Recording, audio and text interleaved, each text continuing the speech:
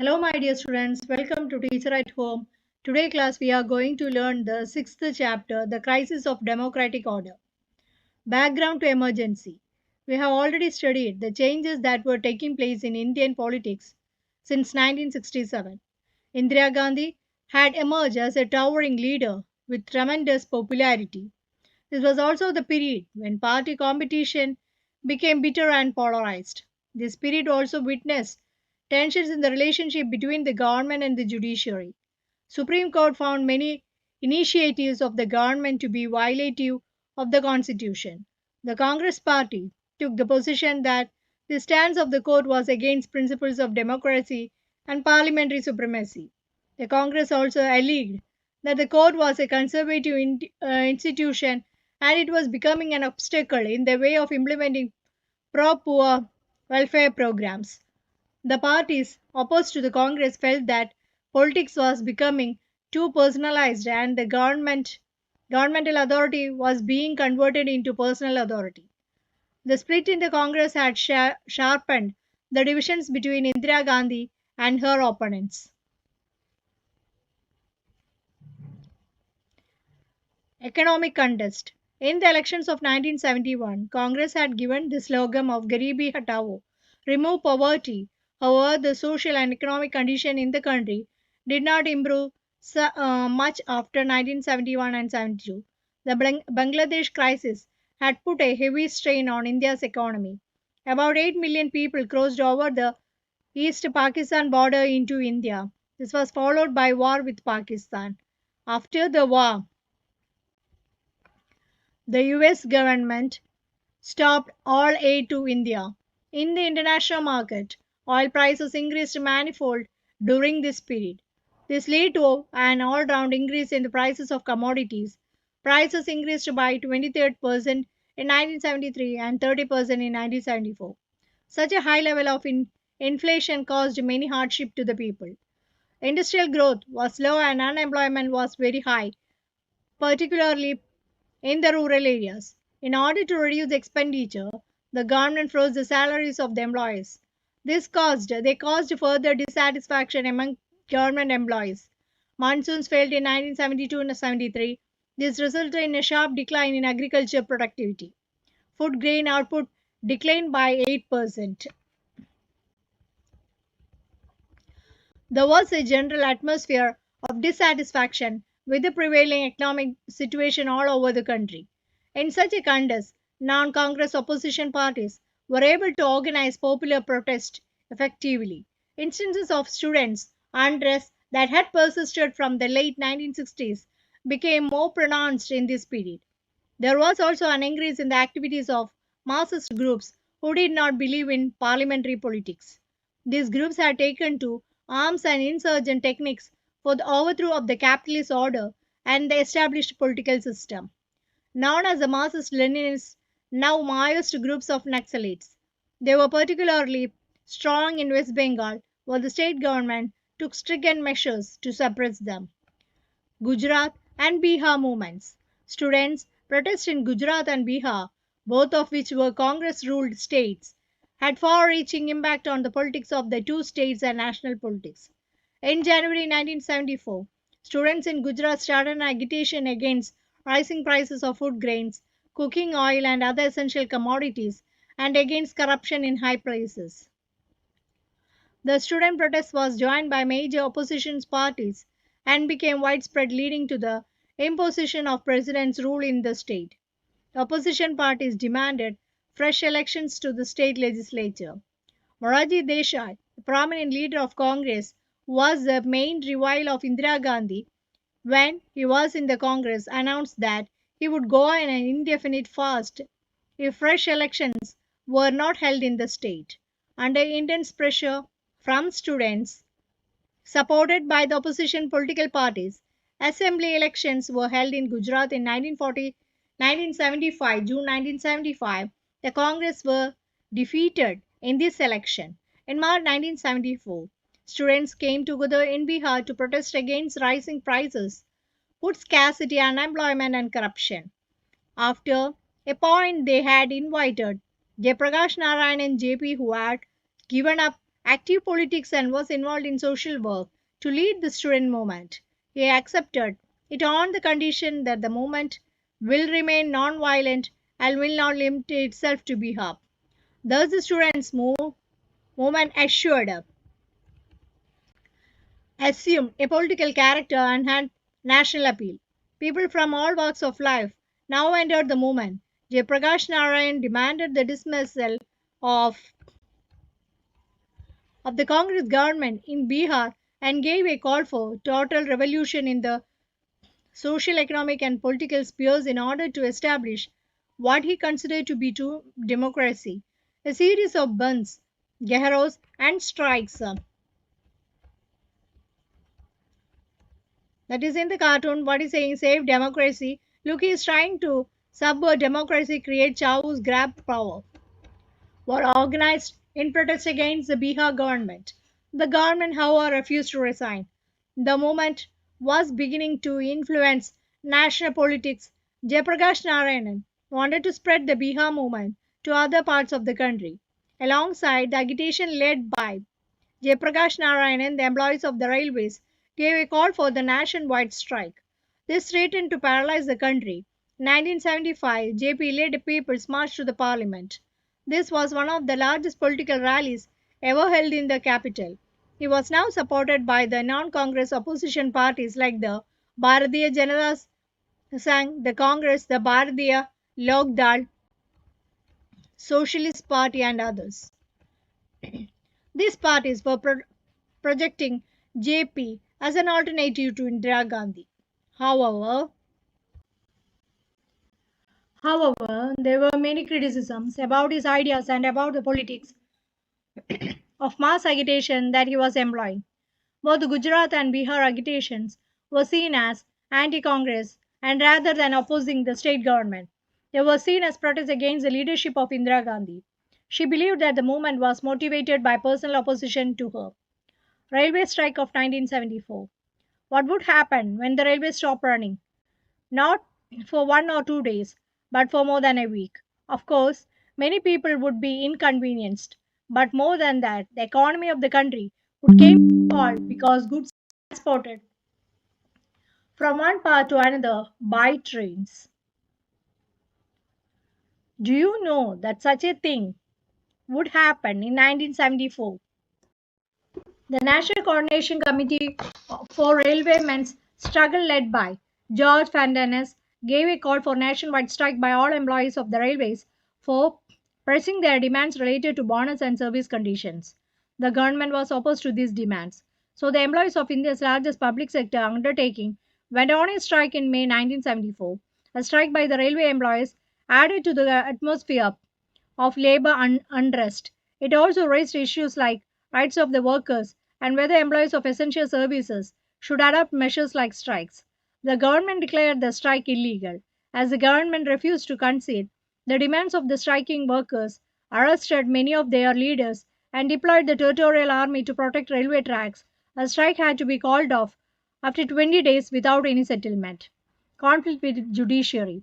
This was also the period when the government and the ruling party had many differences with the judiciary. Do you remember the discussion about the long drawn conflict between the government and the judiciary? We have studied this last year. Three constitutional issues had merged. Can the parliament abridge our fundamental rights? The Supreme Court said it cannot. Secondly, can the parliament curtail the right to property making an amendment? Again, the court said that the parliament cannot amend the constitution in such a manner the rights were curtailed. Thirdly, the parliament amended the constitution saying that it can abridge fundamental rights to giving effect of directive principles, but the Supreme Court rejected this provision also. This led to a crisis as far as the relation between the government and the judiciary were concerned. You may remember that the crisis culminated in the famous Keshavananda Bharati case. In this case, the court gave a decision that there are some basic features for the constitutions and the parliament cannot amend these features. Two developments further added to the tension between the judiciary and the executive. Immediately after the Supreme Court decision in 1973, in the Keshavananda Bharati case, a vacancy arose for the post of Chief Justice of India. It had been a practice to appoint the senior most judge of the Supreme Court as its Chief Justice. But in 1973, The government set aside the seniority of three judges and appointed Justice A.N. Ray as the Chief Justice of India.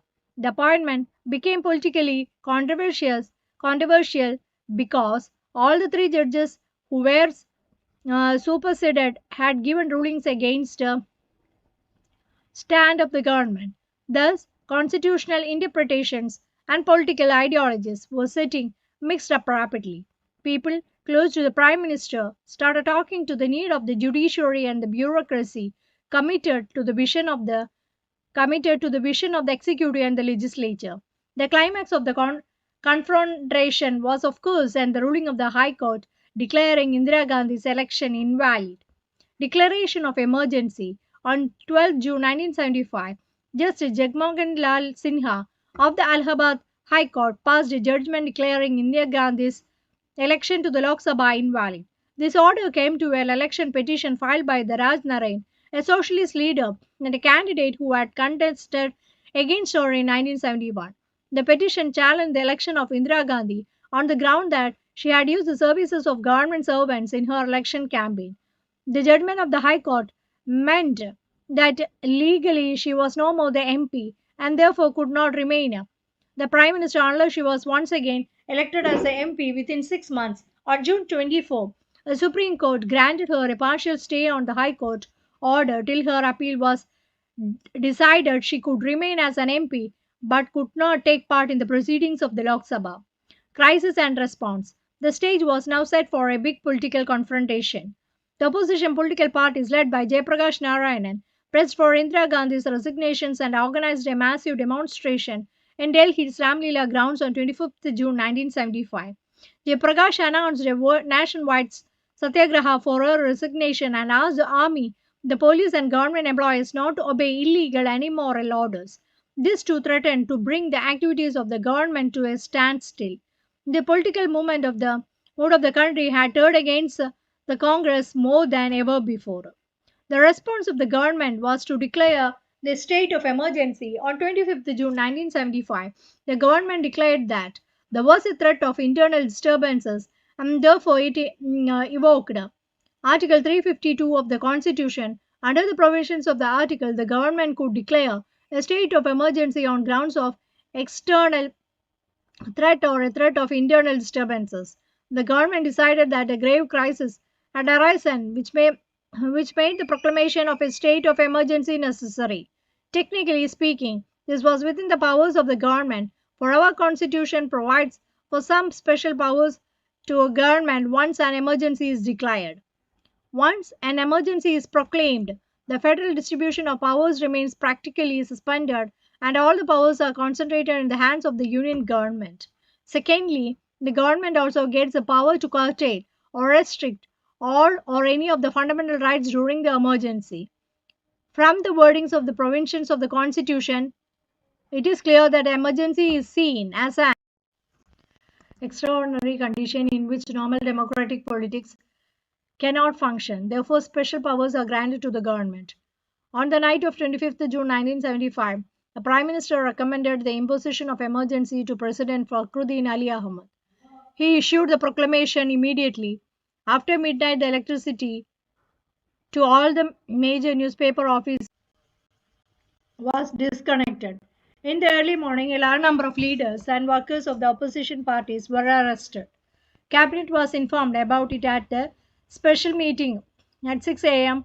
on 26 June after all this had taken place. Consequences. This brought the agitation to an abrupt stop. Strikes were banned. Many opposition leaders were put in jail. The political situation became very quiet through tense. Deciding to use its special powers under emergency provisions, the government suspended the freedom of the press.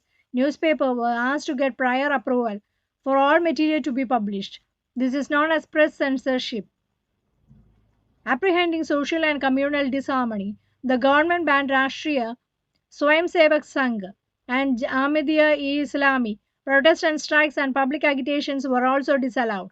Most importantly, under the provisions of emergency, the various fundamental rights of citizens stood suspended, including the rights of citizens to move the court for restoring their fundamental rights.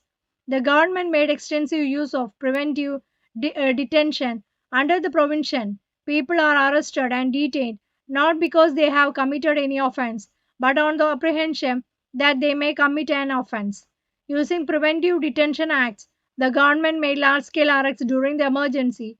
Arrested political workers could not challenge their arrests through habeas corpus petitions. Many cases were filed in the High Courts and the Supreme Court by and on behalf of arrested persons, but the government claimed that it was not even necessary to inform the arrested persons of the reasons and grounds of their arrest. Several high courts gave judgments that even after the declaration of emergency, the courts could entertain a writ of habeas corpus filed by a person challenging his or her detention. In April 1976, the Constitution Bench on the Supreme Court overruled the High Courts and accepted the government's plea. It meant that during the emergency, the government could take away the citizens' right to life and liberty. This judgment closed the doors of the judiciary for the citizen and is regarded as the most controversial judgments of the Supreme Court. There were many acts of dissent and resistance to the emergency. Many political workers who were not or arrested in the first wave went underground and organized protests against the government. Newspapers like the Indian Express and the Statesman protested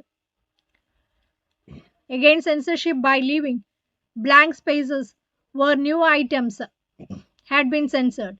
Magazines like the Seminar and the Mainstream chose to close down rather than submit to censorship. Many journalists were arrested for writing against the emergency. Many underground newsletters and leaflets were published to bypass censorship. Kannada writer Shivarama Karnath, awarded with Padma Bhushan, and Hindi writer Spanish Varnath Renu, awarded with Padma Shri, returned their awards in protest against the suspension of democracy. By and large, through such an open acts of defiance and resistance were rare. The parliament also brought in many new changes to the constitution. In the background of the ruling of the Allahabad High Court in the Indira Gandhi case, an amendment was made declaring the elections of Prime Minister, President, and Vice President could not be challenged in the court. The 42nd Amendment was also passed during the emergency. You have already studied that this amendment consisted of a series of changes in many parts of the Constitution. Among the various changes made by the amendment, one was the duration of the legislatures in the country was extended from 5 to 6 years. This change was not only for the emergency period, but was intended to be a permanent nature. Besides this, during the emergency, elections can be postponed by 1 year. Thus, effectively after 1971, election need to be held only in 1978 instead of 1976. Lessons of the emergency. The emergency at once brought out both the weaknesses and strengths of Indian democracy. Though there were many observers who think that India ceased to be democratic during the emergency, it is noteworthy that normal democratic functioning resumed within a short span of time. Thus, one lesson of emergency is that it is extremely difficult to do away with democracy in India. Secondly, it brought out some ambiguities regarding the emergency provisions in the constitution that have been rectified since now internal emergency can be proclaimed only on the grounds of armed rebellion, and it is necessary that the advice to president to proclaim emergency must be given in writing by the union cabinet. Thirdly, the emergency made everyone more aware of the value of civil liberties. The courts to have taken an active role after the emergency in protecting the civil liberties of the individuals. This is a response of the inability of the judiciary to protect civil liberties effectively during the emergency. Many civil liberties organizations came up after the experience. However, the critical years of emergency brought many issues that they have been adequately grappled with. We have noted in this chapter that there is a tension between routine functioning of a democratic government and the continuous political protest by parties and groups. What is the correct balance between the two? Should the citizens have full freedom to engage in protest activity, or should they have no such right at all? What are the limits to such a protest? Secondly, the actual implementation of the emergency rule took place through the police and administration. These institutions could not function independently. They were turned into political instruments of the ruling party, and according to the Shah Commission report, the administration and the police became vulnerable to political pressures. This problem did not vanish after the emergency. Politics after emergency. The most valuable and lasting lesson of the emergency was learned as soon as the emergency was over and Lok Sabha elections were announced. 1977 elections turned into referendum on the experience of emergency, at least in North India, where the impact of the emergency was felt most strongly. The opposition fought the elections of the slogan of Save Democracy. The people's verdict was decisively against the emergency. The lesson was clear and had been retained as many state level elections thereafter governments had perceived to be anti democratic are severely punished by the voters. In this sense, the experience of 1975 and 77 ended up strengthening the foundations of democracy in India. Lok Sabha election 1977. In January 1977, after an 18 months of emergency, the government decided to hold elections. Accordingly, all the leaders and activists were released from jails. Elections were held in March 1977. This left the opposition with very little time, but political developments took place very rapidly. The major opposition parties have already been coming closer in the pre emergency period. Now they came together on the eve of the elections and formed a new party known as the Janata Party. The new party accepted the leadership of Jayaprakash Narayanan. Some leaders of the Congress who were opposed to the emergency also joined this new party. Some other Congress leaders also came out, formed a separate party under the leadership of Jagjeevan Ram. The party, named as Congress for Democracy, later merged with the Janata Party. Janata Party made this election into referendum on the emergency. Its campaign was focused on the non-democratic character of the rule and on the various excesses that took place during the period. In the backdrop of arrests of thousands of persons and the censorship of the press, the public opinion was against the Congress. Jayaprakash Narayan became the popular symbol of the restoration of the democracy. The formation of the Janata Party also ensured that non-Congress votes would not be divided. It was evident that there was going to tough for the Congress. Yet the final results took everyone by surprise. For the first time since independence, the Congress party was defeated in the Lok Sabha elections. The Congress would only won 54 seats in the Lok Sabha. Its share of popular votes fell to less than 35%. The Janata Party and the allies won 330 out of the 542 seats in the Lok Sabha. Janata Party itself won 295 seats and thus enjoyed a clear majority. In North India, it was a massive electoral wave against the Congress. The Congress lost in every constituency in Bihar, Uttar Pradesh, Delhi, Haryana, and Punjab, and would win only one seat each in Rajasthan and Madhya Pradesh. Indira Gandhi was defeated from the Rai Barli and was her son Sanjeev Gandhi from Amethi. But if you look at the map showing the result of this election, you will notice the Congress did not lose elections all over the country. It retained many seats in Maharashtra, Gujarat, and Orissa, and virtually swept through the northern southern states. There are many reasons for this. To begin with, the impact of emergency was not felt equally in all the states. The forced relocation and displacements, the forced sterilizations were mostly concentrated in the northern states. But more importantly, North India had experienced some long term changes in the nature of political competition. The middle class from North India were beginning to move away from the Congress, and the Janata Party became a platform for many of the sections to come together. In this sense, the elections of 1977 were not merely about the emergency. Janata government, the Janata Party government that came to power after the 1977 elections, was far from cohesive. After the election, there was stiff competitions among three leaders for the post of Prime Minister. Morarji Desai was the rival of Indira Gandhi. Ever since 1966-67, Charan Singh, leader of Bharatiya Lok Dal, and farmers, leader from UP, and Jagjeevan Ram, who had vast experience as a senior minister in the Congress governments. Eventually, Moraji Desai became the prime minister, but that did not bring the political power struggle within the party to an end. Here is a map given and identify the states where Congress lost. Congress lost very badly, and the states were Congress and the allies near the swept the polls.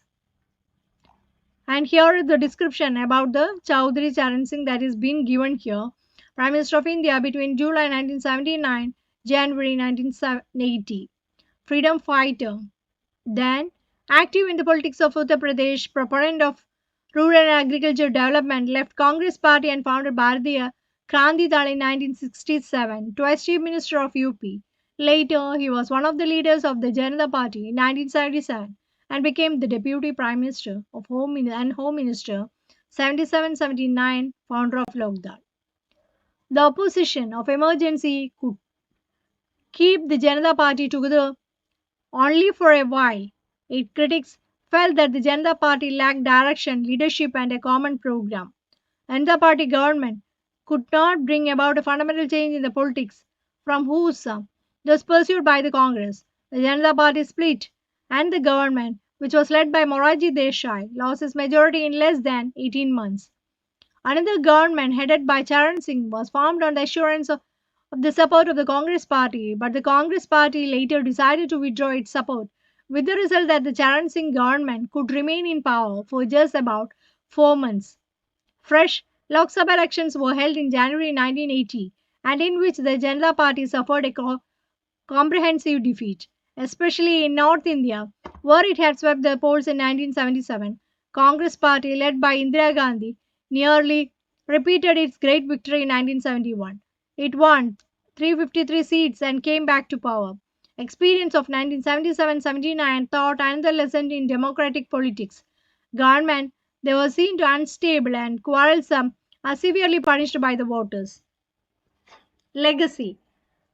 But was it only a case of return of Indira Gandhi? Between the elections of 1977 and 80, the party system had changed dramatically. Since 1969, the Congress party had started shedding its character as an umbrella party which accommodated leaders and workers of different ideological dispensations and viewpoints. The Congress party now identifies itself with a particular ideology, claiming to be only socialist and pro-poor party. Thus, with the early 19th centuries, 70s, the Congress political success depended on an attracting people on the basis of the sharp social and ideological divisions and the appeal of one leader, Indira Gandhi. With the change in the nature of the Congress party, and the opposition parties relied more and more on what it is known as the Indian politics as non-congression. This also realized the need to avoid a divisions of non-Congress votes in the election. This factor played a major role in the elections of 1977. In an indirect manner, the issue of welfare of the backward class also began to dominate politics since 1977. Dominate the politics since 1977. As we saw above, the results of 1977 elections were at least partly due to the shift among the backward castes of North India. Following the Lok Sabha elections, many states also held assembly elections in 1977. Again, the northern state elected non-Congress governments in which the leaders of the backward caste played an important role. The issue of reservations for other backward classes became very controversial in Bihar, and following this, for Mandal Commission was appointed by the Janata Party government at the center. You will read more about this and about the role of the politics of backward castes in this last chapter. Elections after the emergency set off the process of the change in the party system. Emergency and the period around it can be described as a period of constitutional crisis because it had its origins in the constitutional battle over the jurisdiction of the parliament and the judiciary. On the other hand, it was also a period of political crisis. The party in power had absolute majority, and yet its leadership decided to suspend the democratic process. The makers of India's constitution trusted that all political parties would basically abide by the democratic norm. Even during the emergency, when the government would use extraordinary powers. Its use would be within the norms in the rule of law. This expectation led to the wide and open ended powers given by the government in times of emergency. These were abused during the emergency. This political crisis was more serious than the constitutional crisis. Another critical issue that emerged during the period was the role and extent of mass protests in the parliamentary democracy. This was a clearly a tension between the institution based democracy and democracy based on spontaneous popular participation. This tension may be attributed to the inability of the party system to incorporate the aspirations of the people. In the next chapter, we shall study some of the manifestations of this tension, in particular debates around the regional identity. So that's all about this chapter. If you are interested, please do like, share, and subscribe my channel. Okay, thank you.